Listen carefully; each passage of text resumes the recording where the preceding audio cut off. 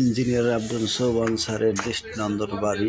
এখানে রয়েছে একটি মাদ্রাসা, একটি মসজিদ, একটি পুকুর এবং সাথে একটি গেস্ট হাউস, একটি ফাউন্ডেশন অফিস সহ তার নিজ বাসভবন। আপনারা এখানে দেখতে আসলে, ঘুরতে আসলে অনেক মজা পাবেন।